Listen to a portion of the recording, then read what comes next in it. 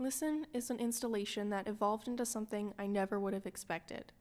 Originally, I wanted my piece to discuss the journeys of cancer survivors and people who have had family members with cancer. But as I continued to work with these individuals, it became something richer. I grew genuine relationships with the people I was interviewing. I was able to focus on something that wasn't myself, and the public showed me our current ability, or rather lack of ability, to communicate. I interviewed 3 women, 2 of which were breast cancer survivors, and 1 of which whose mom was recently cured from kidney cancer. The installation was a collaborative piece that comprised of auditory and visual elements. The visual comprised of 3 photos of the women I interviewed, and each woman was holding an emblem of what they thought represented their journey. As you walked towards each picture, their individual interviews came through speakers positioned behind the viewer.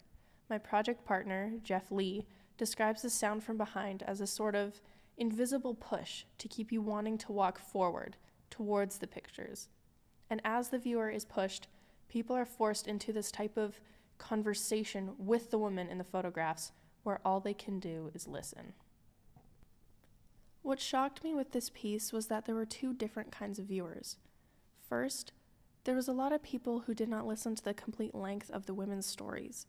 Many people said to cut down the length and make it more of a question and answer type situation, so that the piece could keep the attention of the audience. But many of these people did not even go up to the pictures for the experience, they just stood in the back.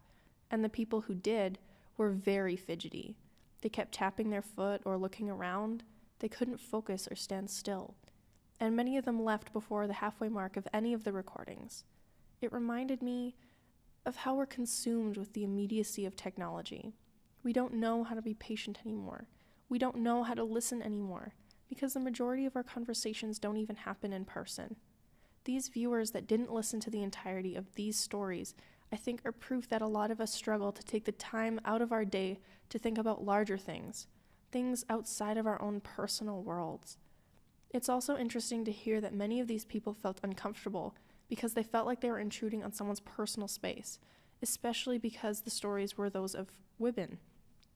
Asking someone about their cancer is usually seen as a taboo in case it is a sensitive subject, just like asking a woman of her age or her weight. But this taboo was forced onto the viewer. They didn't have a choice, and they didn't like it. However, there are quite a few people who did stay to listen to the completion of the recordings. If not just of 1 woman, all 3. These people said to not cut down the length of the recording, because by the time the halfway mark hit, or even the 3/4 mark, they were completely invested. Many of the people who got antsy left early and didn't get the full experience, but the people that stayed were entranced. They didn't fidget, they were like stones. Many cried and many laughed. They couldn't peel their eyes off the pictures of the women. Many said they were so involved with the women's stories that they just wanted to meet the women themselves. Many said that when you listen to all 3, you start to make connections with their stories to your own life and your own encounters with cancer. The piece was definitely a learning experience. It presented the public with something so raw, they didn't know how to react. It forced us to think of something larger, of something other than ourselves.